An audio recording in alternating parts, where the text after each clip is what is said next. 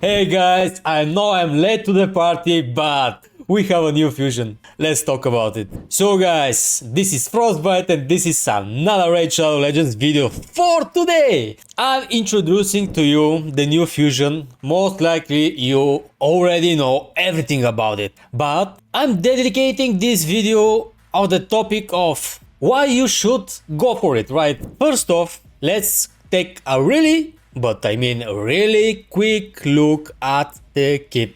So, A1, attack one enemy 3 times. Each hit has a 33% chance of granting an extra turn. Cannot gain more than one extra turn. Okay, good, amazing A1. The rough math of this chance, I think it's around 70% chance of doing this effect. So, pretty high chance, right? A2, attack one enemy. We'll ignore 33% of target's defense. But let's take a look at the second part. We will ignore almost 100%, 99% of the target's defense and stone skin and block damage buff. Instead, if this skill is used on a turn number that is divided by 3. So the question here is it her turn or the match turn, you know? Let's say Arbiter first, the buffer second, and then is Maria, right? Or Bloody Mary, right? Because come on guys, this is exactly Bloody Mary. But we will talk about the myth of Bloody Mary in a second. So, wait up! If you ever wanted to start Raid the right way, this is it. Click on my link in the description right now to get Elenaril for free and 3 more insane epics as you level up. Here's exactly what you need to do. Log out of Prayer on Prey on your PC and uninstall it. Click on my link below and sign up with a brand new email. Launch Raid and complete the tutorial. Open your inbox and boom! Your first champion is waiting! You'll get Elenaril right away and then unlock Vergis, Tagoar and Deacon Armstrong as you level up. Plus, use promo code DESERTQUEEN for a void legendary Tuhanarak. That's 5 champions to carry your account, so smash that link and let's dominate this game together! Again, A2. If the target is killed, increase the cooldown of all enemy skills by 3 turns. This effect cannot be resisted if this skill is used on a turn number that is divided by 3. So, if you are going to use her on the 3rd turn, no accuracy needed, and it's going to kill most probably anyone. I hope the multipliers of this champion are going to be great.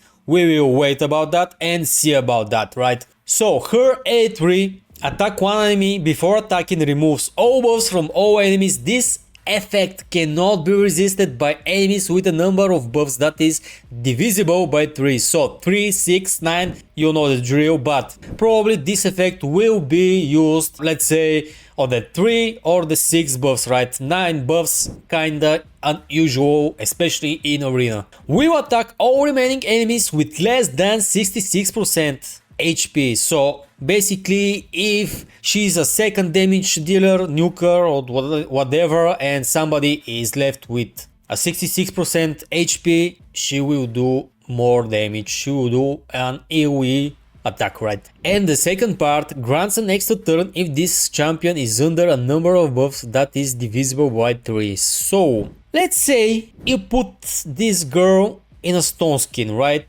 You put her in pinpoint and you put her in one piece of bot shield accessory. I'm really curious if this will work, because you know, after the damage is done, the bot shield will count as a buff, right? But is this effect going to be triggered after that or before that? I really don't know. So that's going to be a matter of testing, but a strategy that popped in my head right now, right? So her passive is really interesting. Each subsequent hit from these champions deals 33 more damage, stacks up to 99. So every 4th attack is going to be a reset attack, right? Yeah, resets after the 99 damage bonus is applied. Each subsequent hit this champion receives deals 33% less damage, stacks up to 99%, resets after the 99 damage reduction is applied. So, just wait a second. Does that mean that she will be a counter to Mario's because of his 3-hitter, right? Maybe. Interesting ability, kinda reminds me of another spooky champion, Rotus, that I really want to get. Come on, Prelium, where is my Rotus? And the last part is whenever an enemy is revived, revives this champion with 33% HP and 66% turn meter, which is kinda good. After being revived, places a True Fear debuff on all enemies for 2 turns. This debuff cannot be blocked or resisted. Oh yeah. So, and an aura, 33% in all battles. Good aura, right? Enough of the skills. So guys,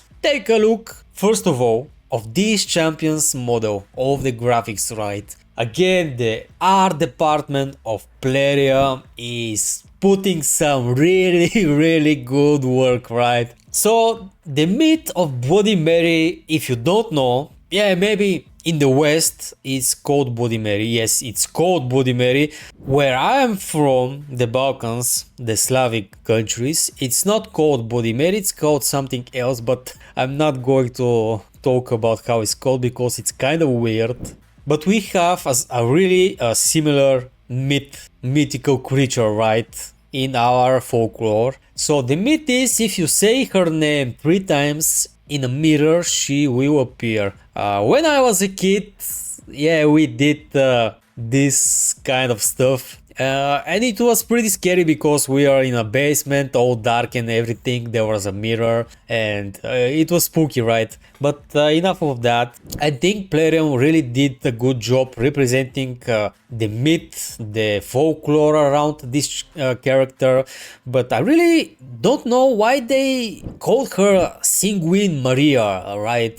I did take a quick research what Sanguine actually means, something about blood, right? So it's again a Blood Maria, but come on guys, I think you could have named her the way it should be, Bloody Mary. And I really think of Red's community is going to name her that way, right? So about her skills, everything is around the number 3. Either is divided by 3 or multiplied by 3, everything, right? So in a grand scheme of things, I really don't know if this champion is going to be that good. I mean, with the damage or how she will apply in real world scenario, right? Not real world, but you know what I mean, in arena scenario, because she will be kinda hard to set up to be her maximum, right? But in my opinion, that doesn't matter. You know why? Because this champion is cool, her visuals are cool, her kit is cool. Now, she is probably the most unique champion, in my opinion, in the game, around all of this number 3, right? And the 3 mirrors behind her, oh amazing. I cannot pull a 3D visualization of her, but take a look on the internet. She is amazing. Amazing looking champion, right? So it's a hero infusion. It's going to be a mixed fusion, which is a hard one to do, right? But it's not impossible. If you have the resources, why not? Why not go for her? Yeah, it's not going to do to be the best champion in the world like Mario's,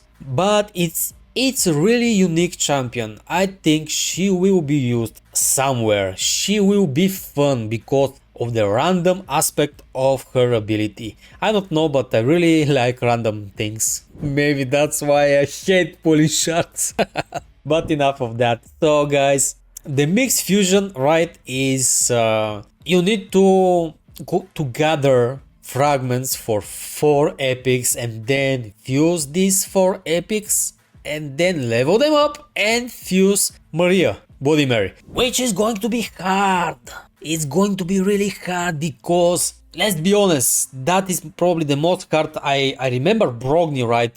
I think the last fusion I did was like this, was back in the day when Brogni came up. Yeah, I had a really young account, not that developed. Now I have resources, I can do whatever, right? So yeah, if you have the resources, go for it. But one more thing, we are still waiting for Leonardo. Now, I have the 3 turtles and I need the 4th one, right? I really hope they will not surprise us as a first place tournament reward to be Leo, right? Because that's going to be really, really painful. Not for me, for everyone.